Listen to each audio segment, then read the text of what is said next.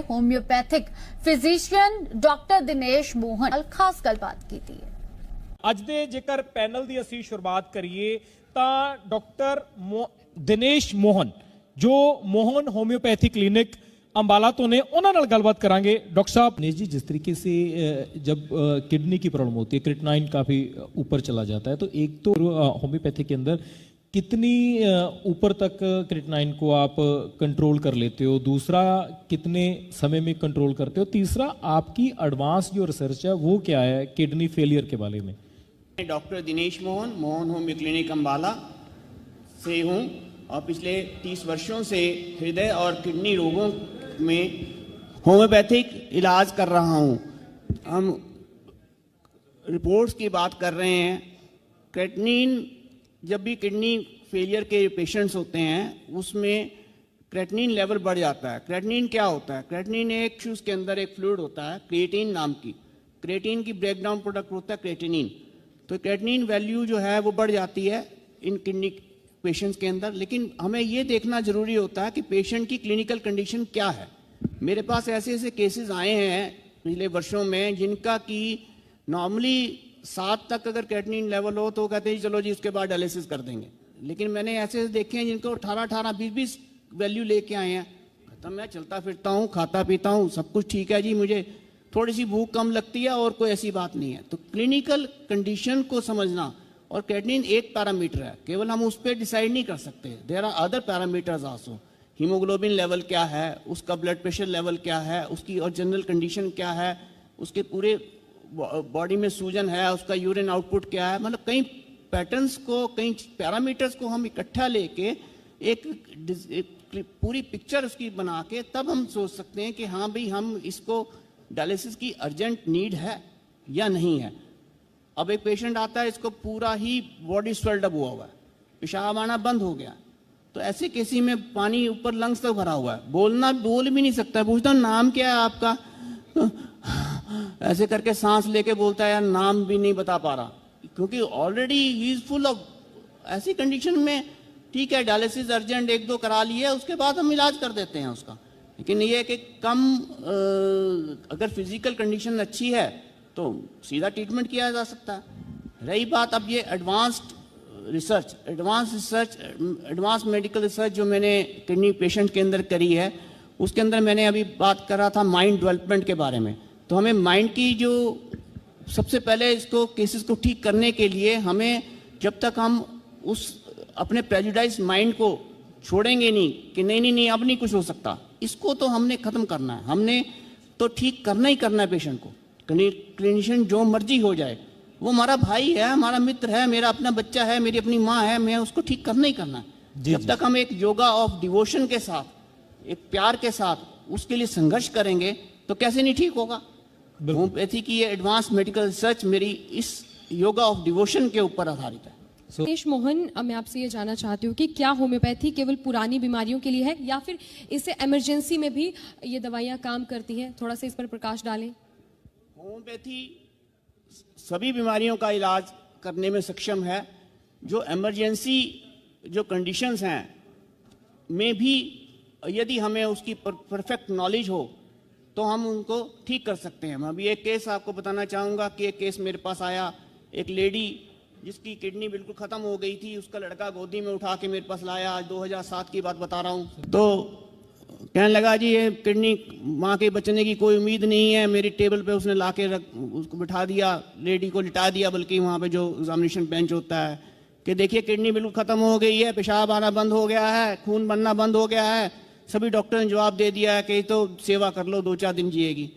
मैंने कहा नहीं। स्टडी किया, उसके लिए दवाई ढूंढी, और आप ये जान के हैरान होंगे कि 24-48 घंटे के बाद मुझे कॉल आ गई कि जी कुछ पेशाब की बूंदें आनी शुरू हो गई हैं।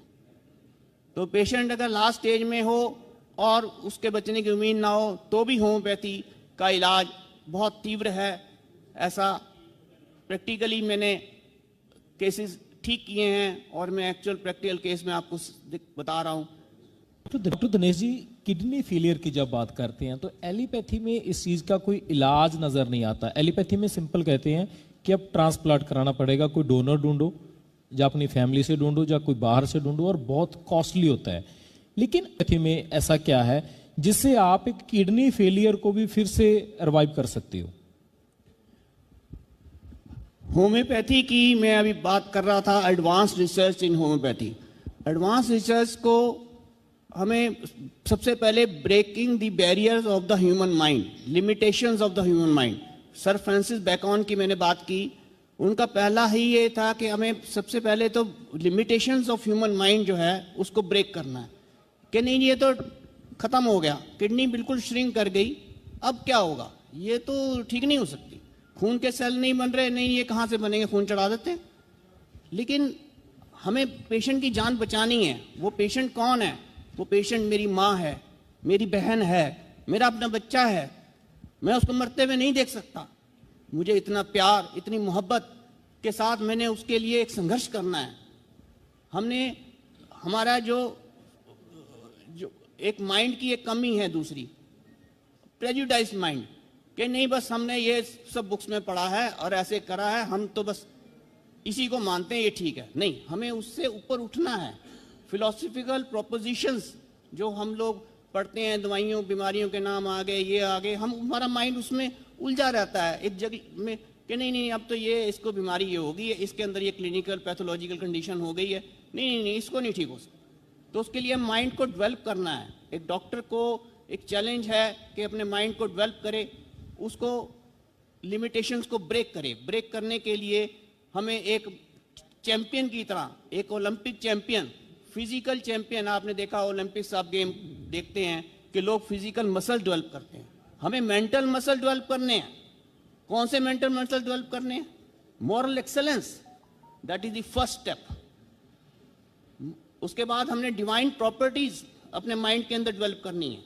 गीता के 16 अध्याय में इसके बारे में जिक्र किया गया कि कौन कौन सी मेंटल प्रॉपर्टीज हैं जिनको आप डेवलप कर सकते हैं।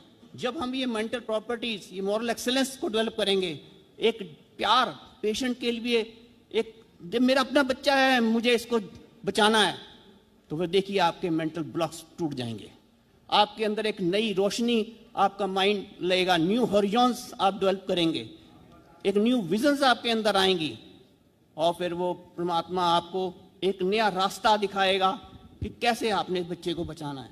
सर ਤਾਂ ਸਾਰੇ ਪੈਨਲਿਸਟ ਦਾ ਧੰਨਵਾਦ। और अब मैं आमंत्रित करती हूँ doctor Dinesh Mohan, homeopathic physician, Mohan homeo clinics, advance homeo research treatment.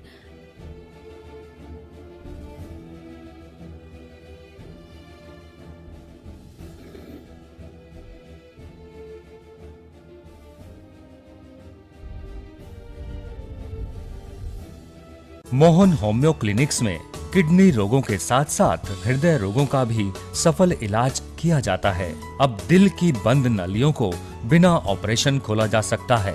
Bypass surgery से बचें। हृदय के खराब वाल्व का बिना ऑपरेशन इलाज। नब्ज की कमी, पेसमेकर की आवश्यकता नहीं। हृदय के सुराख का सफल इलाज।